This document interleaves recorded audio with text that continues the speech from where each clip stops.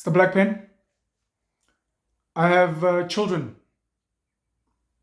I've got 6 children, and almost all of them are of school-going age, outside of Uskupu, Nyanga, my youngest, and Kalchi, my second youngest. She's going to grade R next year. I've been having conversations with the mothers of my kids. I mean, Unkunz is my eldest. He's 13 now, and he's just started grade 8. So he's using an international model, studying in Brazil. So his year starts in August. Anyways, it's not important. What's important is in looking at a lot of the schools that my kids attend or have attended, in the conversations with like Ushaga starting grade 1 now, looking at the international schools in Kunze and Africa we're at, looking at the school that Uzulu's at in Newcastle, I found myself a bit disturbed by what we call good schools. 2023, when you look at what's called so-called good schools, not just for my children, but just around South Africa, a big chunk of the primary schools have got white female teachers, staff, a lot of them being old. Now, that is kudos to white older females in being really, really great educators and making sure that they run and they build really, really great primary schools that churn out educated, disciplined, well-meaning children. I understand, of course, that I'm also woke, and wokeism is something that upsets a lot of people, especially the conservatives. But representation is important. Representation is fundamentally important, especially in an age where a lot of young boys have got high testosterone.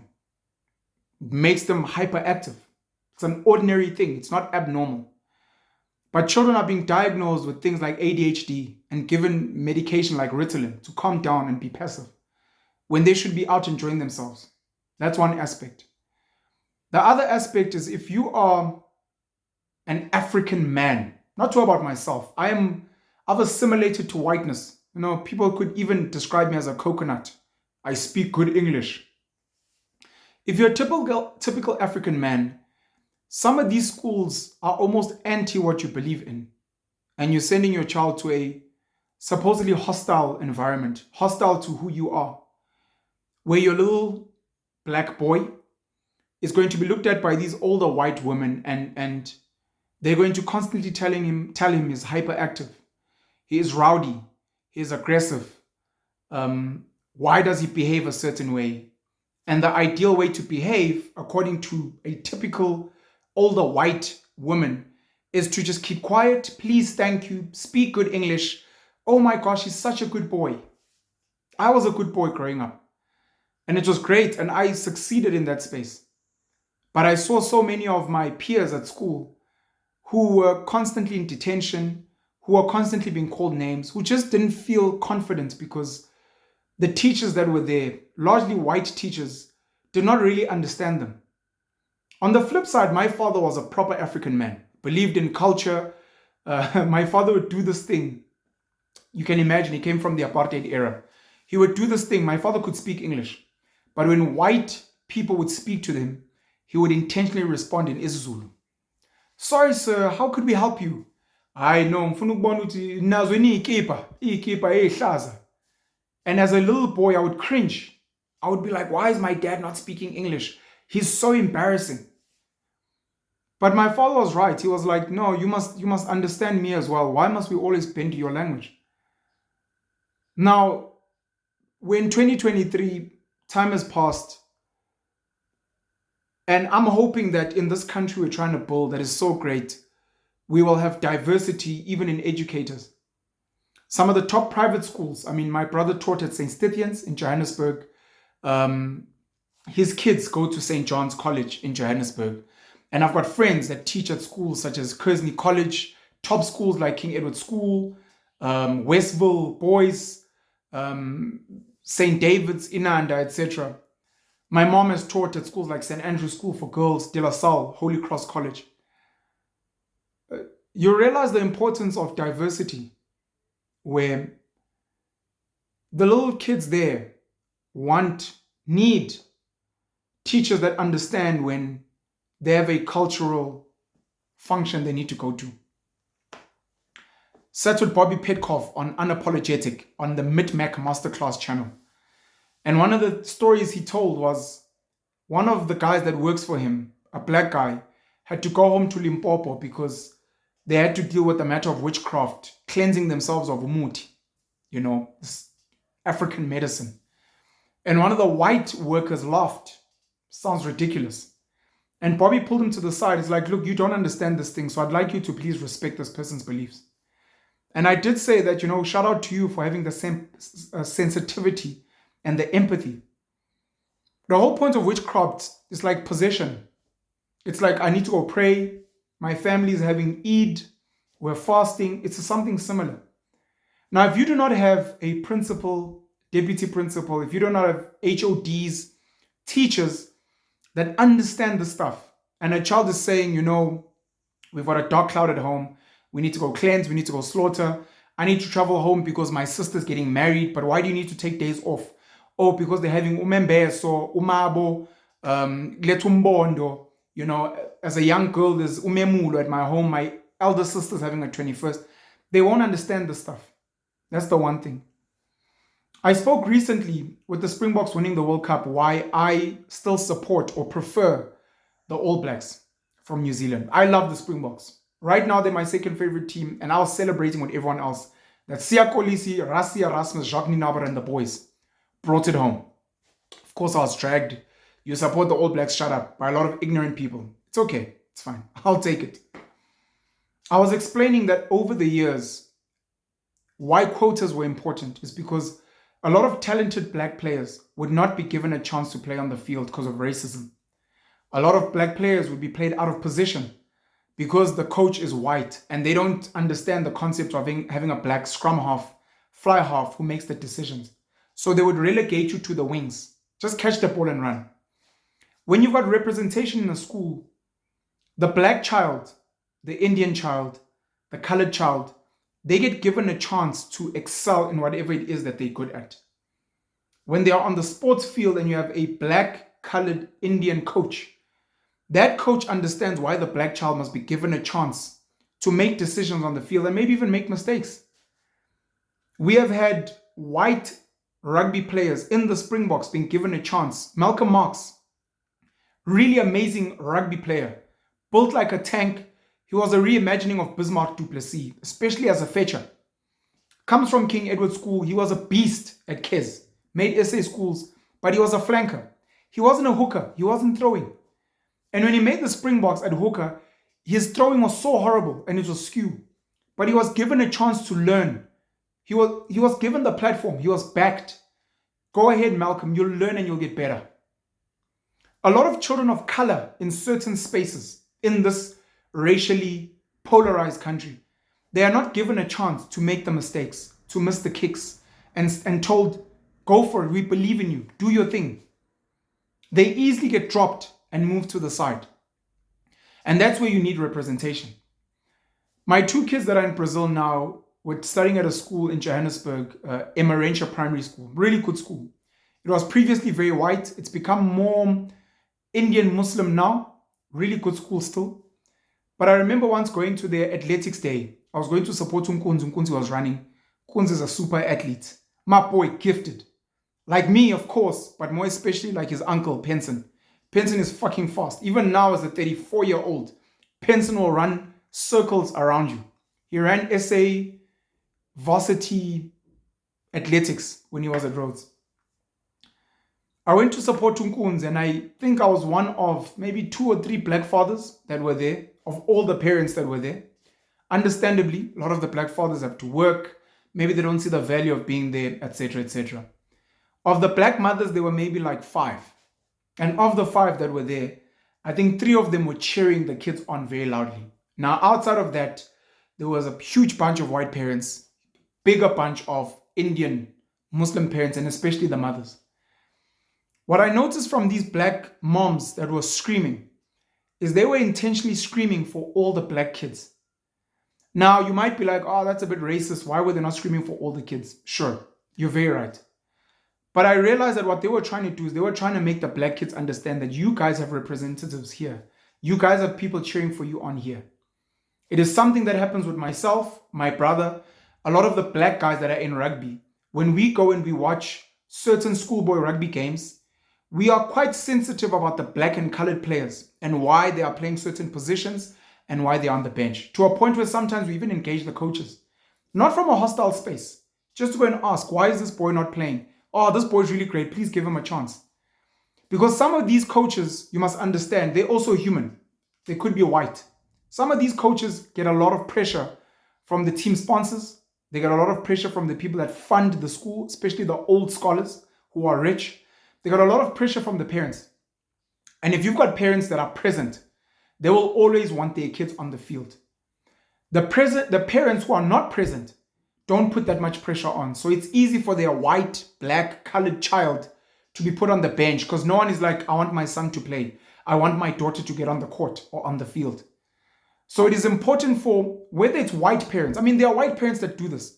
They will see that there's a talented black colored boy and those white parents will go to the coach and be like, play that guy. He's brilliant. He's fast. He can slot the kicks. He can score the goals. So it is important for representation for us to be there to make sure that there is fair play. There is merit. So I was just disturbed, and it's a layered conversation. And in the conversation I had with two of the children of my mother, two of my children's mothers. Part of the conversation was, what is the solution? My brother and I speak about this all the time. So for me, you've got three options. I remember visiting Hoërskool Waterkloof to go and watch the rugby there. They were playing Hoërskool Monument, two sensational Afrikaans schools, two sensational government schools, two sensational Afrikaans schools. And I was saying the infrastructure at these schools is so brilliant. And it's largely because the parents are involved. The old scholars are involved. Three options. One, you send your school or your black child to a monument, to a Waterkloof, to a Affies, to a Cares, to a Westville, whatever. And your child, the cost of that is some level of racism, some level of bias. That's the cost. They're in a great school, great teachers, great infrastructure, but they might have to sit on the bench. They might have to play on the wing. You can send your child to a township school. It's a black school, black teachers, black students. Your child is with their people. But now the quality of infrastructure is poor. Maybe the quality of teaching is poor. Your child is not going to get a great chance to thrive there. The cost is unfortunately that's the cost.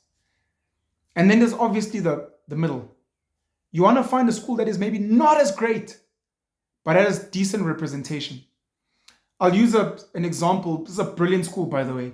An example like JP Boys in Johannesburg. Maybe a Pietermaritzburg College. There are black teachers there. Black male teachers. There are black male coaches. A lot of the kids are black, etc., etc. And you realize that your child will get a fair chance here. They are competing fairly here. Maybe not the greatest school, of which, look, JP Boy is fucking amazing. Maybe we'll go a level down, like a Newcastle High. Not the greatest school, but you're like, my child will get a fair chance here. They study with kids who come from very well-off families. They study with kids who come from the township. There are kids on bursaries there. There are kids that are there for rugby, kids that are there for football, kids that are there for netball, hockey, kids that are there for the choir, kids that are there for academic excellence, and it's a diverse space. And it's all up to your child and their talent to shine. They don't need quotas. You're not worried about racism, and the parents also show up. It's another important one. We have to show up. My firstborn son, Nkunzi, came home one day from his preschool, brilliant preschool in Newcastle called Kleins Poortjies. He comes home one day and he says he wants to study at the Afrikaans class. My mom didn't understand. I understood exactly what was happening there. My sister comes when she was in grade 8. She comes home. She was at Ferrum High School. She comes home, Mom, I want to study in the Afrikaans class. My mom didn't understand why. I understood exactly what was happening. What happens at some of these co-ed dual medium schools, English Afrikaans, if it's a Afrikaans or has a lot of Afrikaans staff, The Afrikaans kids get treated better. They become the head boy, head girl.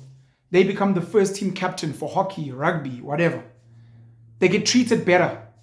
So you find some of the white English kids wanting to study with them or befriend them.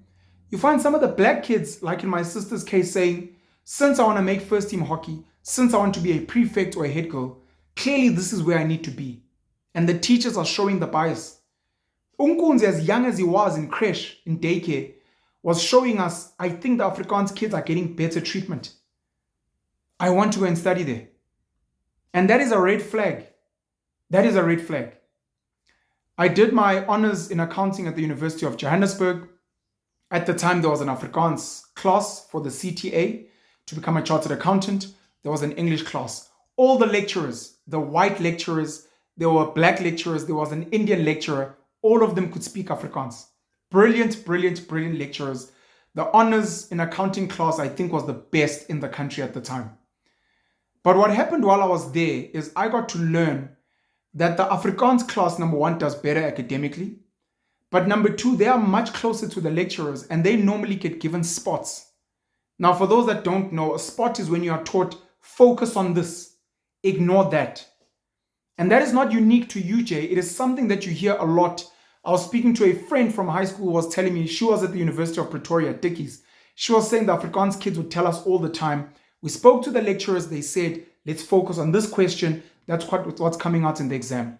When you get to know the rugby boys will tell you, the lecturers love them. The lecturers, the teachers in high school will tell them, focus on this. They get favorable treatment from an academic perspective. It is wrong. Of course it's wrong, come on. But it's something that happens.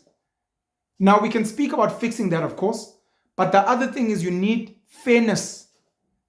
It cannot be that the Afrikaans kids get better treatment. It cannot be that white kids are getting better treatment. Even in a school where there are black teachers, it cannot be that the black teacher is biased towards the black students just because the teacher is black. We need to look into this.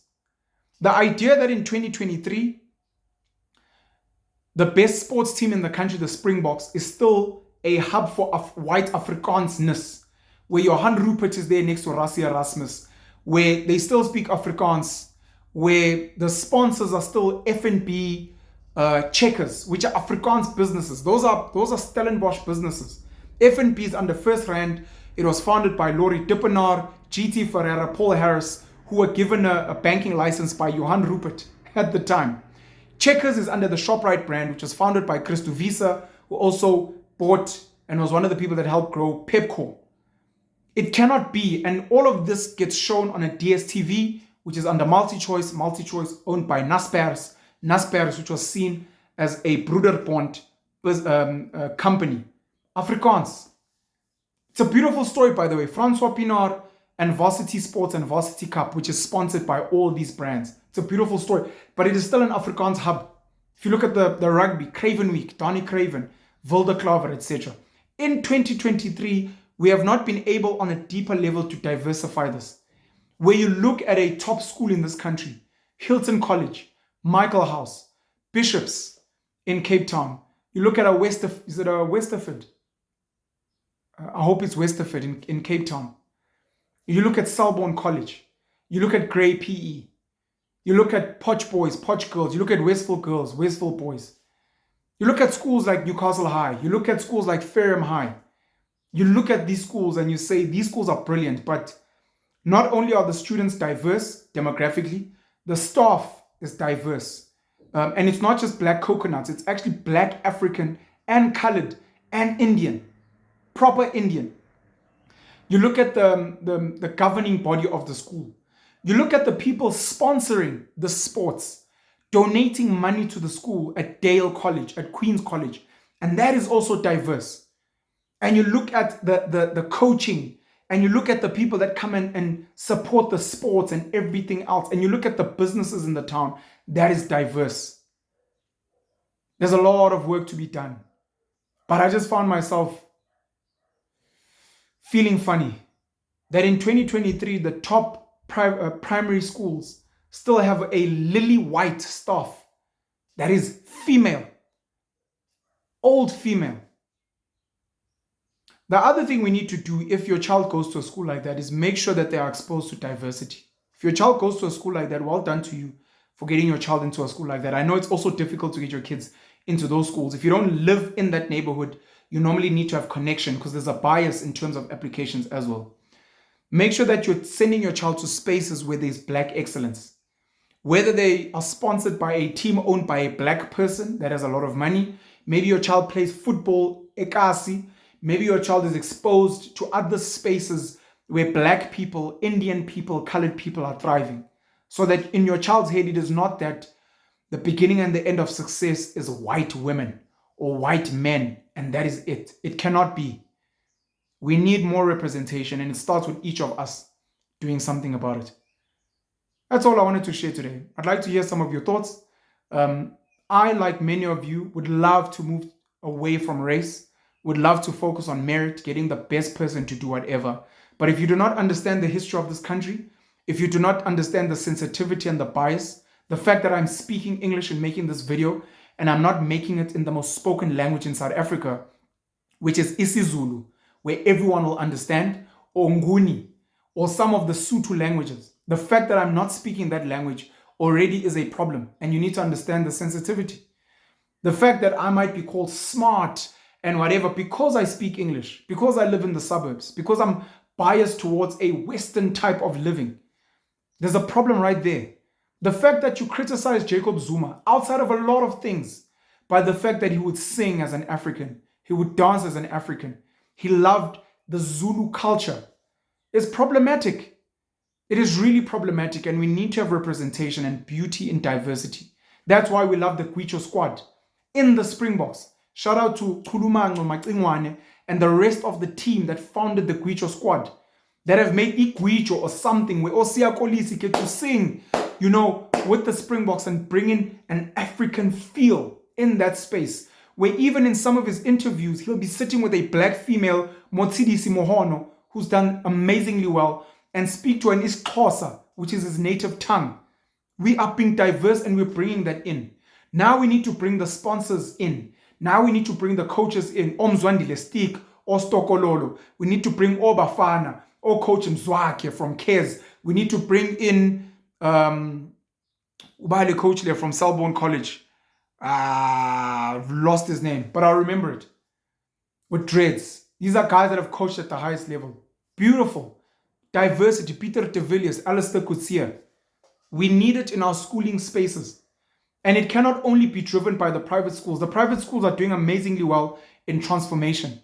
I need to give a shout out to Teacher Nkuna at St. John's.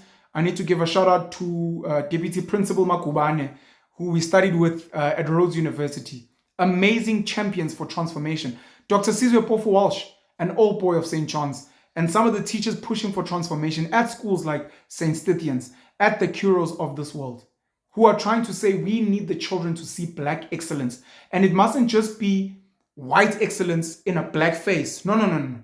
It must be black excellence where the teacher gets to sing in isiZulu, Spedi, where the teacher says, today we are going to learn about slaughtering in an African way. This is what black people would do after winning a cup. They would sing, they would dance, they would slaughter an animal. And then the white child would say, oh, we also braai. We also slaughter and have a spit braai. And you're like, that is what makes you African. That's why you are an Afrikaner, an African. And we enjoy the beauty of that diversity. I've been having conversations with Unkunz Malanga, even though he's in Brazil, speaking about this thing of representation, speak about this thing of masculinity. How many male teachers does he have? If he doesn't have male teachers besides myself, can he maybe find positive, strong male role models around him? Whether it's his football coaches or a neighbor. Same with my daughter, Africa. Africa, it cannot be enough that your teachers and your coaches are all female. Who are the men in your life? Positive male role models, so that you understand that there is masculinity out there. And I need to do that for all my other children as well. Besides being their father, are they exposed to the men in their mother's family? Are they exposed to men at their school space, the male neighbors? Do they have male coaches? And are the coaches only white? Are they also Indian? Are they also colored? Let them engage and become dynamic people. Do they visit townships? Something that I really enjoy, to go and get perspective in life. You can't just live in suburbia Go and see that there are people that are struggling, that are not making money, and find out why and how we can make the world a better place. That is the work that we're doing to create true nation building, to create a futuristic world where we are all winning and we are sensitive and we are empathetic to our fellow human being. And we are becoming humanists, a term that my friend Andri Swart loves using. Be a humanist. Not just black, not just white, not just South African, but be human and understand the beauty of good human beings, which is what penalism is based on. The good in human beings and finding good human beings. Looking forward to hearing some of your thoughts, maybe hearing some of your experiences as well in how we can drive this country into something really, really special. Penuel the Black Pen, Penuel l'estilo noir, Penuel pene limnyama, Penuel pene ensu. Cheers.